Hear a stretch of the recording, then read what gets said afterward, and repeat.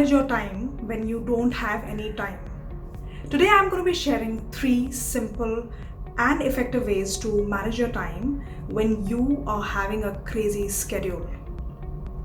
I am Supriya Sahai, Director at Powerhouse Coaching and Leadership Solutions in Dubai. One of the myths that I share with all the participants in my facilitations is to really understand that what are we trying to manage when we use the term time management. And for that, you will have to keep listening to this video till the end, because it's towards the end that I share a very interesting universal law that will help you to shift your perspective of what exactly do we mean when we say that we want to really manage our time better. So before I come to that part, let me start with 3 steps that you can take and start doing from today so that you feel more in control and you feel more peaceful while you are having a very chaotic or very busy day.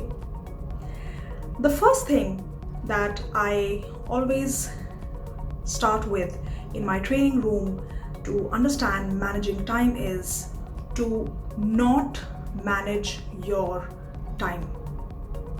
Yes, it's that simple. So do not manage your time. Just spread out your tasks. And let me get into what I mean by this first step.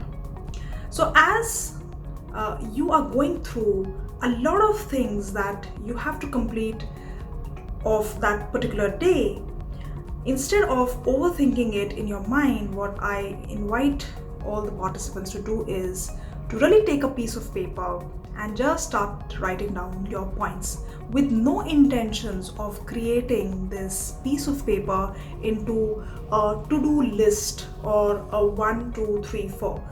So you just basically brain vomit all that you're thinking, starting from the most mundane thing that maybe you have to polish your shoes versus you have to cook your meal versus the most important meeting that you have to attend, whatever is coming in your mind, or maybe it's a call to your parents.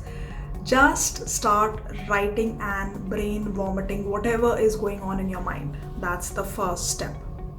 And once you have all these tasks on this piece of paper in the most rubbish or in the most random way, I will invite you to spread these tasks. Now, how do you spread these tasks? What I will invite you to do is just open your Google Calendar. We all, I think, in today's age and time have a Google Calendar with us. Just log into your Gmail account and open your calendar and start seeing from this list that what are the tasks that are really to be done today versus what can be done now tomorrow, or how can you spread out and make these tasks more doable maybe in the coming week or 15 days or maybe even 30 days.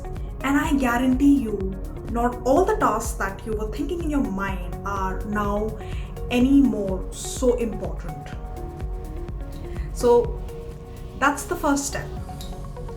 Spreading out your tasks with no intentions to create your to-do list. The second step is to put time, real time, against your tasks. Now, once you have spread out your tasks, now come back and look at your day of today.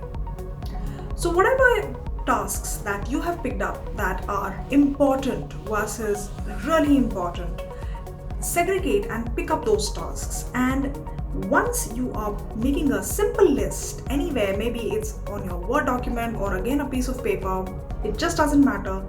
You write these tasks, and against that just write the time really that you will need today when you will do it. Not having a sense of maybe of something like this that you did yesterday or maybe 6 months back. So what we really do as human beings is we take a reference for whatever is supposed to come from whatever we have done in the past. So let me give you an example. The simplest example that I give is that if I took, for example, 60 minutes to make a video last week, I will take the same exact amount of time today. But that's not really the case. Sometimes creating a video can be shorter than what you expect versus it could be longer than what you have done. So it will just depend on what exactly are you doing today.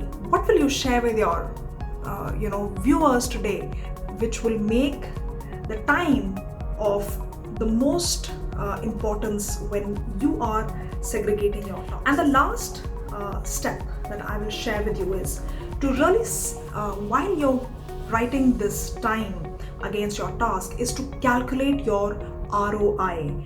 What I call it, why I call this a ROI, why I call this a return on your investment, is that what is the amount of energy you are foreseeing that will be spent to do this particular task in this particular time. Now, let me simplify this a little bit. A lot of tasks may take longer time, but because you have been doing this task on a very consistent basis, you may not involve a lot of your energy into it. So for example, again, if someone who is very very easygoing when it comes to writing a proposal. Okay, so if I have to, for example, write a proposal which is very long, but I am very used to writing proposals, it will not take so much of my energy. Versus if I'm starting out something new, for example, making a video. So even if maybe it's a 2-minute video or a 5-minute video, but it will ask me of more of my energy today because this is something that I've never really done. So when you have categorized your tasks and your time, you also notice and see that where will you put this task in your particular day. So for example, when I was starting new to record my videos, I would always keep recording time of my videos in my highest energy period of the day. So, and that would be either early mornings or towards the evening, because that is where I just felt that I am most energetic. So I will be able to, keep going more. I will not feel like giving up very easily on a task where I am expected to put in more of my energy. Versus if I have to write a proposal or if I have to create ads or creatives for my business, that's something that I'm very used to. I've been doing for the past 7-8 years. So even though I do spend 2-3 hours sometimes in a day to really plan out my calendar of proposals, but I still keep them at a low energy time of the day. So here are 3 simple steps. So what is the universal law that I was talking to you about in the beginning? And I will leave you with this very interesting perspective that I have been working on in my own life as well, when I set intentions and spread tasks during my month or my quarter. Now, at the soul level, there are 2 levels that we exist on planet Earth. One is ego state, which is just at the basic human level. We define and do a lot of tasks just to prove something to someone or a set of people, or we want acknowledgement for whatever we are doing, and so we keep doing these tasks, and that becomes very robotic, and hence it becomes very stressful for us. At the second level, we also operate at the soul level, at the energy level of our spirit, which is here on this planet to contribute, to help people around us.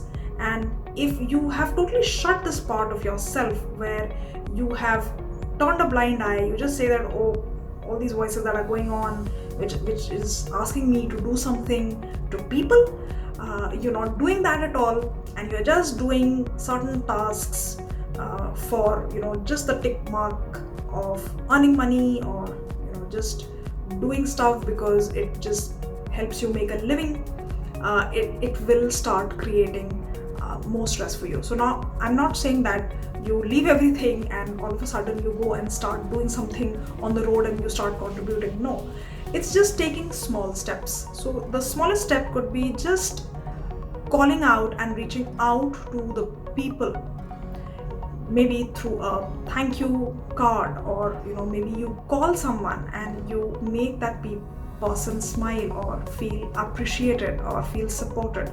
Start with small steps and gradually do small acts which really makes you happy and fulfilled, because the more happy and fulfilled you feel, the more you will feel that you're managing your day and your time in a more effective way. And if you have liked this video, I will invite you to subscribe to my channel and put the bell notification on as I roll out a video every single Tuesday. I would love to hear from you, as I am a life and a career transition coach who helps people bring clarity and confidence both in their life and their profession.